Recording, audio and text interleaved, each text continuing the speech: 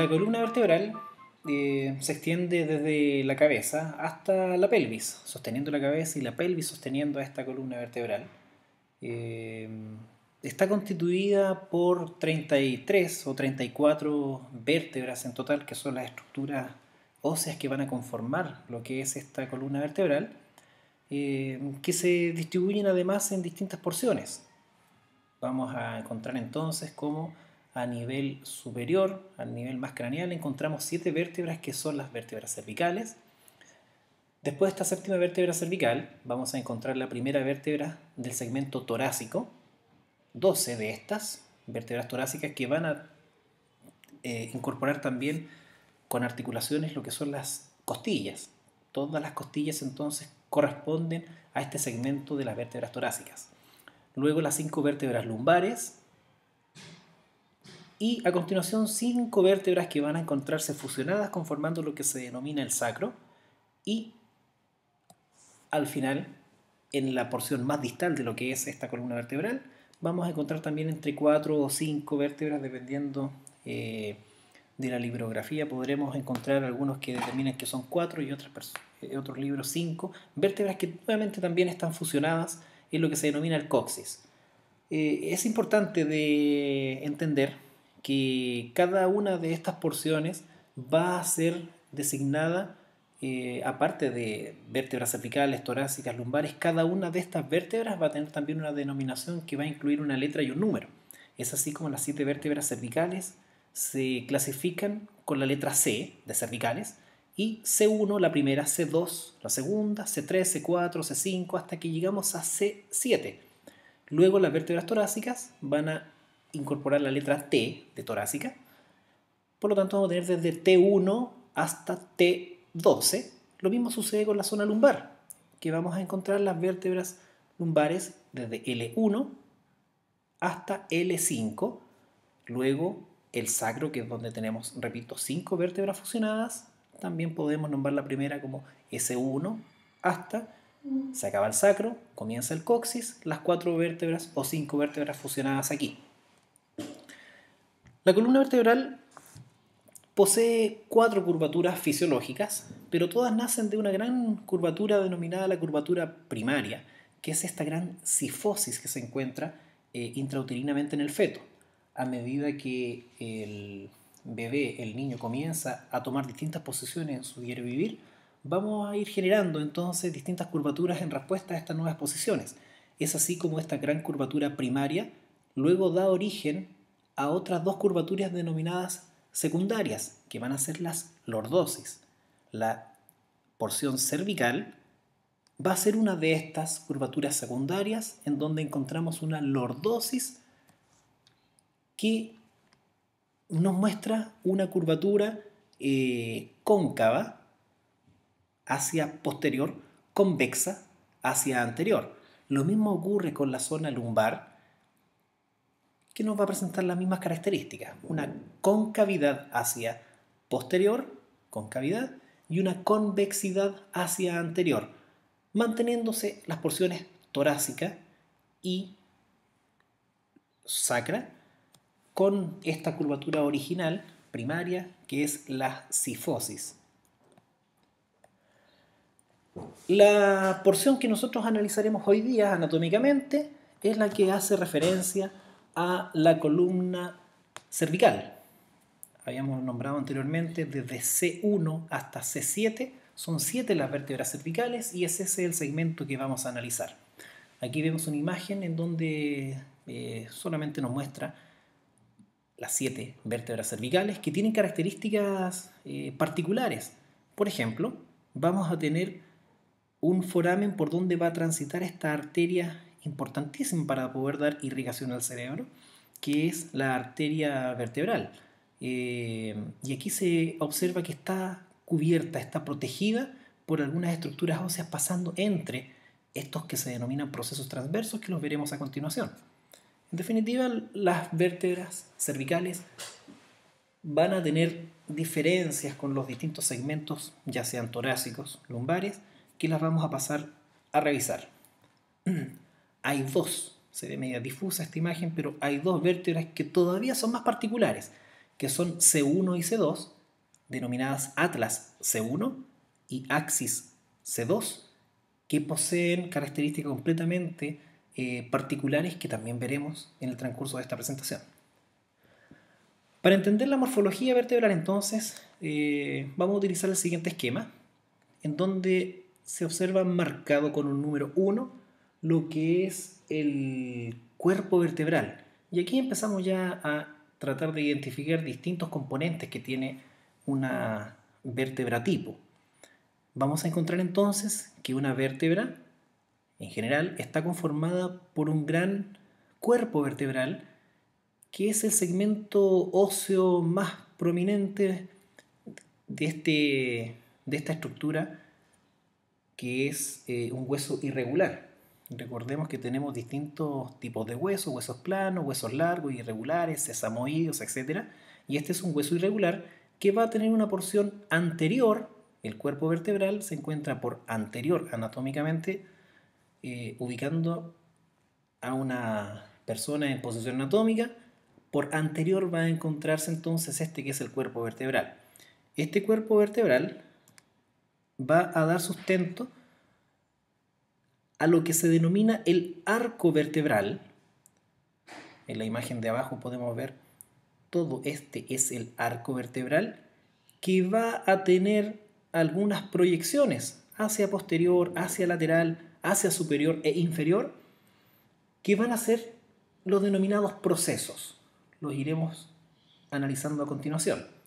Pero a tener en claro que tenemos dos porciones fundamentales de lo que es la morfología de una vértebra, que son el cuerpo y el arco vertebral. De ahí en más, son 7 los procesos que tiene una vértebra tipo, que van a dar sustento, fijación a algunos ligamentos y músculos importantes que van a dar estabilidad y funcionalidad a esta estructura que es la columna vertebral. Lo que se observa a continuación son dos de estos procesos, que sería por superior los procesos articulares superiores, que vendrían a ser en esta imagen inferior. El número 4, desde lo que es el arco vertebral hacia superior, por cada lado vamos a tener los procesos articulares superiores. En la misma dirección, pero hacia inferior, vamos a encontrar los procesos articulares inferiores, que van a articular con sus vértebras adyacentes con los procesos articulares superiores de la vértebra inferior, y los procesos articulares de esta vértebra, los que estoy mostrando con el cursor, van a articular con los procesos articulares inferiores de esta vértebra que se posa sobre la que estamos mostrando. Además encontramos los procesos transversos, que vendrían a ser estas especies de alas que se orientan posterolateralmente, también desde el arco vertebral. Entonces tenemos uno, el proceso articular superior; 2, proceso articular inferior; por el otro lado lo mismo, tendremos el tercero, el cuarto proceso. Aquí con los procesos transversos completamos 5, 6 procesos que salen desde el arco vertebral, y el séptimo proceso sería este, que vamos a pasar a mostrar ahora, que sería el proceso espinoso, que es el que nosotros logramos palpar cuando le pedimos a una persona que con el torso desnudo llegue a tocarse las puntas de los pies con la palma de las manos, por ejemplo, haga una flexión de tronco, y aparecen ahí estos procesos espinosos en su espalda que son fácilmente palpables. Por lo tanto, estos se encuentran hacia posterior. Recuerdo entonces, le hago el recuerdo: el cuerpo vertebral se encuentra hacia anterior y el proceso espinoso hacia posterior. Los arcos vertebrales van a estar conformados por porciones. Recordemos nuevamente que aquí encontramos, en esta imagen estoy basándome principalmente, lo que son los procesos articulares superiores, por ambos lados, e inferiores. Este va a ser el límite entre dos porciones que posee el arco vertebral. Entre lo que es el cuerpo vertebral y esta zona en donde nacen los procesos transversos y procesos articulares superiores e inferiores, encontramos esta pequeña porción que se denomina el pedículo. Aquí encontramos el nombre. pedículo en este caso izquierdo, y en este caso se muestran los dos pedículos, el izquierdo y el derecho, y la porción que viene a continuación desde estos procesos articulares hasta el proceso espinoso, que es el que está por posterior, es lo que se denomina lámina de la vértebra tipo, de una vértebra cualquiera. Vamos a ver dos excepciones más adelante que son atras y axis que no tienen esta conformación. Pero aquí entonces terminamos con lo que es la anatomía, la morfología de una vértebra tipo. Me faltaba esta diapo que mostraba lo que comentaba anteriormente, que son números 10 y 11, las láminas. Esta es la lámina izquierda de esta vértebra y aquí se señalizan las dos. La vértebra cervical tipo, vamos a analizar ahora, porque tiene algunas diferencias respecto a lo que es la vértebra que acabamos de analizar anteriormente. Tiene distintos elementos que lo van a diferenciar respecto a las vértebras de los segmentos torácicos y lumbares principalmente. Vamos a encontrar de todas formas lo que es un gran cuerpo vertebral, en donde vamos a encontrar también aquí unas prominencias hacia superior y lateral, que son los procesos unciformes que van a articular con las caras articulares para estos procesos de la vértebra subyacente, de la vértebra superior. Vamos a encontrar, igual que en todas las vértebras tipo, lo que es un gran arco vertebral por cada lado, que esto nos delimita en definitiva con lo que es el cuerpo vertebral, un gran foramen vertebral, por donde va a transitar la médula espinal. Recuerden que tenemos como funcionalidad de esta columna tres cosas importantes, que son la posibilidad de movimiento que nos da esta estructura que es un componente, que es un compuesto dinámico, que tiene estructuras óseas como la estamos revisando, pero que también tiene algunos componentes elásticos que son los discos intervertebrales que se posan y se ubican entre dos cuerpos vertebrales. Por lo tanto, estas estructuras rígidas van a tener el movimiento gracias a estas sínfisis que se encuentran uniendo dos cuerpos vertebrales adyacentes. En este foramen vertebral va a estar alojada la médula espinal y es el segmento vertebral que más amplio posee este foramen vertebral.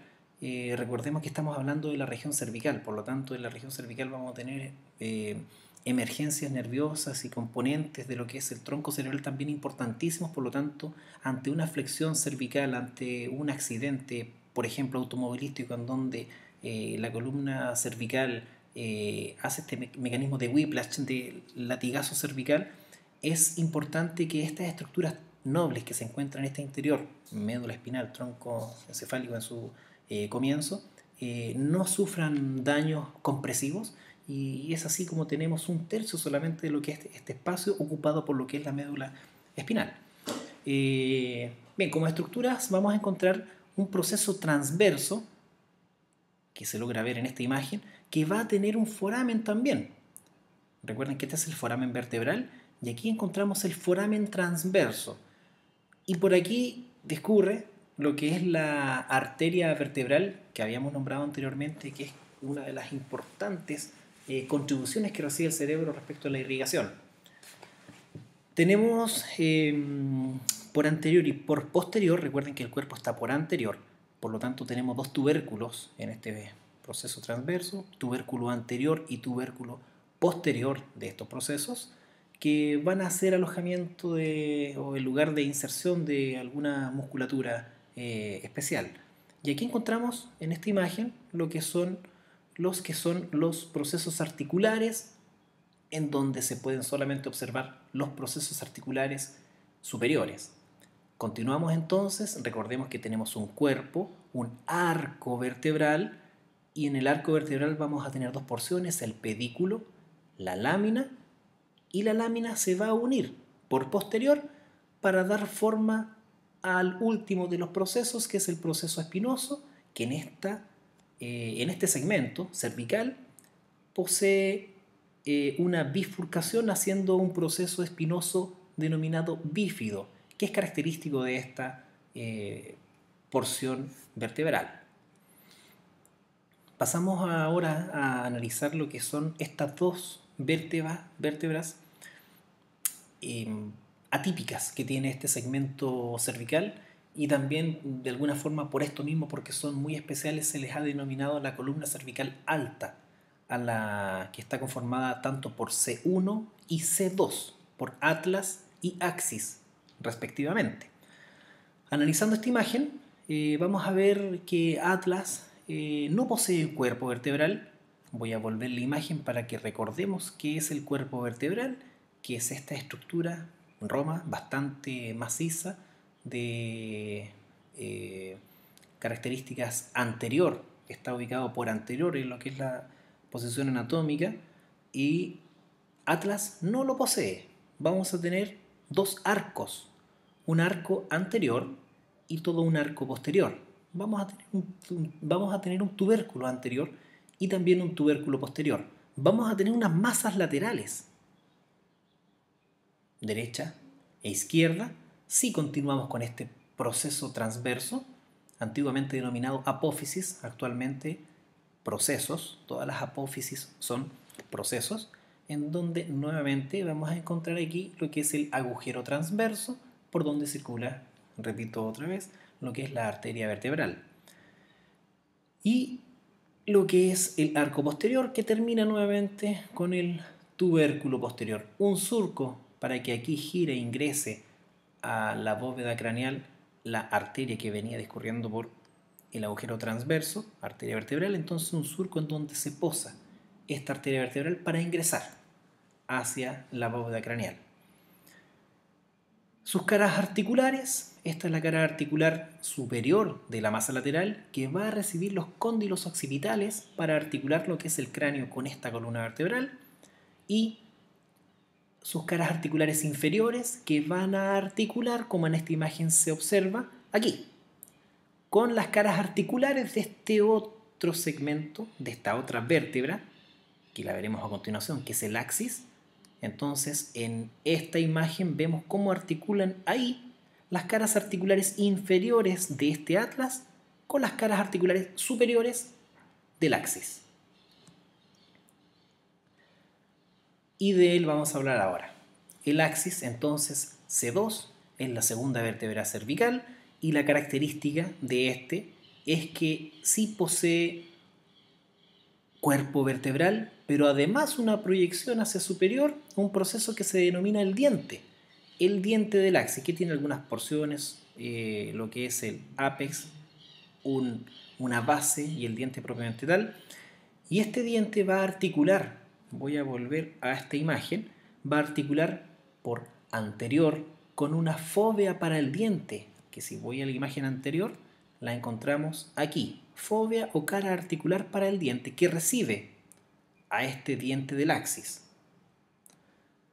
Y esta es la imagen de esta cara articular, que va a estar en contacto con lo que es, ahí sí, el arco anterior del atlas. Vamos a tener la base, todo este cuerpo. Ahora sí encontramos un cuerpo vertebral, solamente el atlas no posee cuerpo vertebral. Vamos a tener también cara articular superior, cara articular inferior, procesos transversos, los forámenes, que aquí se logran ver bastante mejor, los forámenes de donde discurre la arteria vertebral, foramen transverso, un foramen magno también, o una espina bífida, al igual como se logra ver en esta imagen, la característica de todas las vértebras cervicales, espinas bífidas, y observables también en esta imagen lo que son una primera zona del arco vertebral, que sería el pedículo, y otra porción de este mismo arco vertebral, que serían las láminas, un pedículo por cada lado y ambas láminas vertebrales.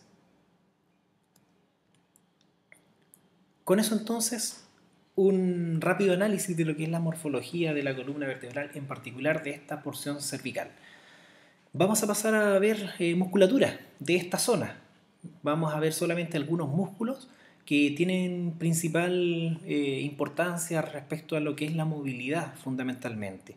Van a haber bastantes músculos más profundos que los que vamos a realizar el análisis ahora, que tienen funciones más bien estabilizadoras. Hay musculatura intrínseca, significa que nacen y terminan dentro de la misma columna vertebral. Musculatura extrínseca, musculatura que nace y termina y que tiene acción, perdón, nace en la columna vertebral, termina un origen en columna, una inserción fuera de columna, pero que movilizan, todos estos músculos van a movilizar o estabilizar lo que es esta columna cervical. Vamos a analizar primero lo que es este músculo que se denomina el platisma, que está por anterior, que se origina desde la fascia que cubre los músculos pectoral, se cubre la diapositiva, pectoral mayor y también deltoides, y se va a insertar en el borde inferior de la mandíbula. Aquí aparecen también otros músculos. ¿Qué tiene como acción? ¿Cuál es la acción que realiza este músculo que es el platisma? Es traccionar inferiormente lo que es el ángulo oral y producir unas arrugas, un corrugador transversal de todo este tegumento cervical. Vamos a tener entonces este gran músculo plano que va a cubrir otra musculatura más profunda. Por posterior encontramos el más superficial de los músculos que se encuentran en este nivel. Este músculo tiene tres porciones, una superior, una media y una inferior. Repito, superior, media e inferior. Y como acción va a ser un importante elevador de la escápula. Se adosa aquí fundamentalmente la espina de la escápula. Se origina en lo que es la línea nucal superior, también en todo lo que es el ligamento nucal y los procesos espinosos, desde C7 hasta T12. Esta porción superior, que es la que involucra la región cervical, va a ser importantísimo para poder realizar inclinaciones homolaterales. Esto significa que este trapecio izquierdo va a realizar una inclinación cervical hacia la izquierda. A eso se refiere que sea un inclinador homolateral o también denominado ipsilateral, que es otra forma de decir lo mismo. Este músculo va a hacer una rotación contralateral. Cuando se contraiga este trapecio, la persona dirigirá la mirada hacia la derecha. Trapecio izquierdo, por lo tanto, produce rotación hacia la derecha. Y si analizamos una acción en conjunto de ambos trapecios, derecho e izquierdo, vamos a producir una extensión cervical. Dirigir la mirada hacia superior, hacia arriba. Y cuando miramos al cielo, hacemos una extensión cervical. Dentro del plano superficial también vamos a encontrar otro músculo importante, esternocleidomastoideo, denominado comúnmente como ECOM, que hace referencia al esternón, la clavícula, el occipital y el proceso mastoides. Estos dos es donde se origina y estos dos es donde termina, pensando en un origen inferior y a una inserción superior. Esto puede cambiar, depende de qué quede fijo. Podemos decir que aquí está el origen y acá la inserción. Se origina en el manubrio esternal y en la clavícula, se inserta en el proceso mastoides, pero también en el occipital propiamente tal. Realiza inflexión lateral, rotador heterolateral y extensor de cabeza, pero cuando pasamos cierta angulación hacia la flexión, también va a ser flexor de cabeza y cuello. Por lo tanto, este músculo depende de la posición original en donde encontremos la cabeza para determinar si va a ser flexor o extensor.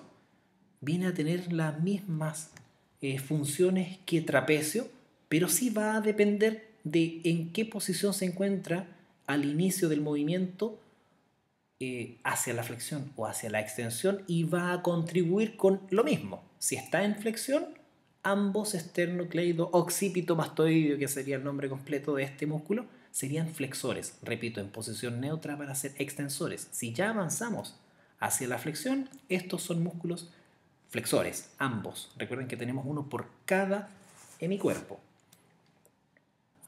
Posterior a lo que es el ECOM, el músculo que vimos anteriormente, vamos a encontrar tres músculos que se denominan escalenos.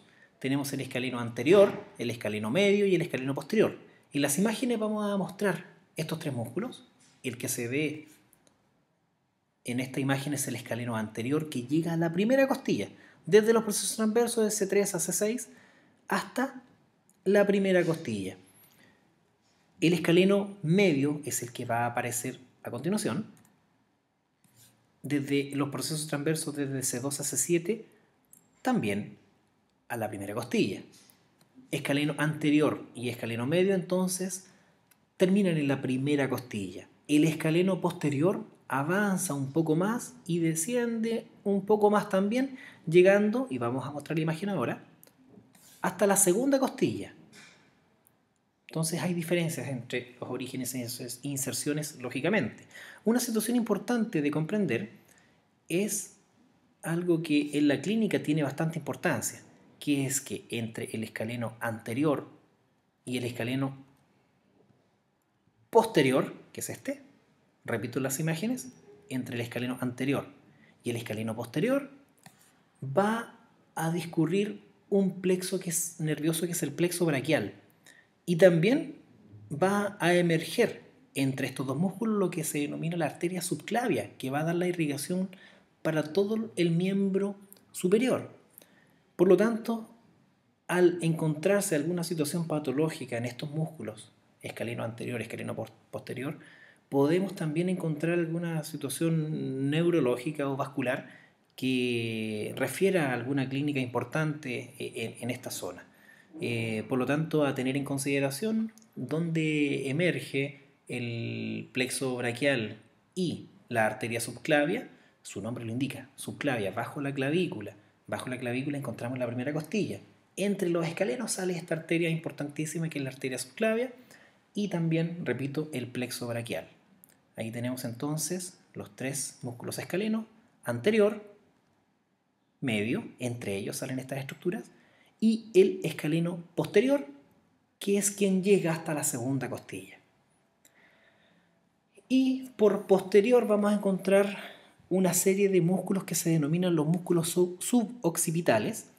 Y en esta imagen vamos a encontrar los primeros músculos rectos. Son dos rectos. Este es el recto posterior menor de la cabeza, desde el tubérculo posterior del atlas hasta, hasta la línea nucal inferior. Acá está la superior. Hasta la línea nucal inferior. Al contraerse estos músculos van a permitir la extensión de nuestra cabeza. Estos son los rectos posteriores menores. Lateralmente, vamos a seguir la imagen, encontramos los rectos posteriores, izquierdo y derecho, mayores de la cabeza. Del proceso espinoso del axis, recuerden, atlas C1, axis C2, hasta el tercio medio, porque tenemos una línea nucal inferior desde esta zona media hasta lateral, desde el tercio medio de lo que es esta línea nucal inferior, siendo estos músculos extensores, ahí pasé al siguiente, ahí, extensores y rotadores también, homolaterales de cabeza y cuello. Otros músculos posteriores también, suboccipitales, son los oblicuos. Vamos a observar en esta imagen el oblicuo inferior de la cabeza, por cada lado, porque allá, en otra imagen nosotros vamos a encontrar, vamos a encontrar lo que son los oblicuos superiores. En la otra imagen va a quedar más claro. Estos músculos van a ser rotadores homolaterales, van a rotar hacia el mismo lado. El oblicuo inferior derecho, la acción que tiene es rotar. Si pudiésemos ver la nariz de esta persona que está viendo hacia frente, la nariz se dirigiría hacia la derecha al contraerse este, que es el músculo oblicuo inferior derecho de esta cabeza. Y vamos a tener que ubicar en esta posición el dibujo para poder observar lo que es este, que es el oblicuo superior de la cabeza. Es un extensor al contraerse desde el proceso transverso del atlas y con su inserción en el tercio lateral de esta línea nucal inferior. Si se contrae este músculo, si se acorta en esta dirección, el movimiento es hacia la extensión. y además, por estar ubicado por lateral, va a inclinar hacia la derecha este músculo que es el oblicuo superior derecho de la cabeza. Existen otros músculos también y se ven bastantes por acá que están en algunos planos más profundos, como por ejemplo los semiespinales de la cabeza, semiespinal del cuello, espinales, que son otros, de la cabeza, del cuello, los longuísimos, varios músculos que en nuestras maquetas en particular no las podemos observar fácilmente. Una musculatura más profunda de esta columna cervical es la que estamos observando a continuación, es la musculatura multífida.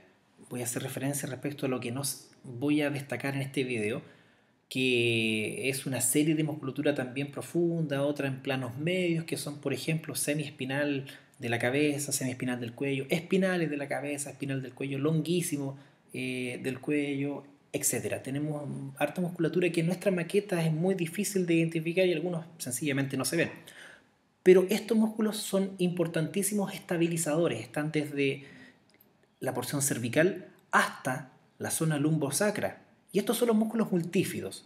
En esta zona, en particular, la zona cervical, lo vamos a encontrar desde los procesos articulares de C4 a C7, insertándose las láminas y los procesos espinosos desde C2 hasta C7.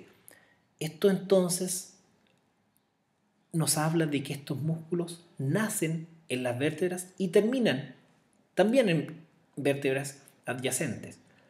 Por lo tanto, es un ejemplo de los músculos que se denominan músculos intrínsecos de la columna vertebral, músculos que nacen y que terminan en la columna vertebral. La importancia de esta musculatura es que ante situaciones de esguinces cervicales, de algunas situaciones de hernias discales de esta zona, estos músculos refieren una inactividad, es decir, no están cumpliendo con su función cuando aparece este dolor, repito, ya sea discógeno, ya sea por algún esguince que genera dolor a esta zona. Por lo tanto, es importante saber trabajarlos para que cumplan con su gran función, que es estabilizar los segmentos articulares. Hay que entender que para que un movimiento sea fluido en cualquiera de nuestras articulaciones, esta articulación, cualquiera, debe estar primero en una posición ideal de movimiento, y estos músculos multífidos son los que permiten a este segmento esta estabilidad. Son, a nuestro parecer, uno de los más importantes, y es por eso que hemos reparado en ellos en esta ocasión. Bueno, eso es todo por hoy. Espero que con las maquetas puedan identificar, repasar y por sobre todo comprender también, entendiendo orígenes e inserciones de estos músculos, las funciones que estos tienen en lo que es la funcionalidad, en la movilidad de nuestras articulaciones.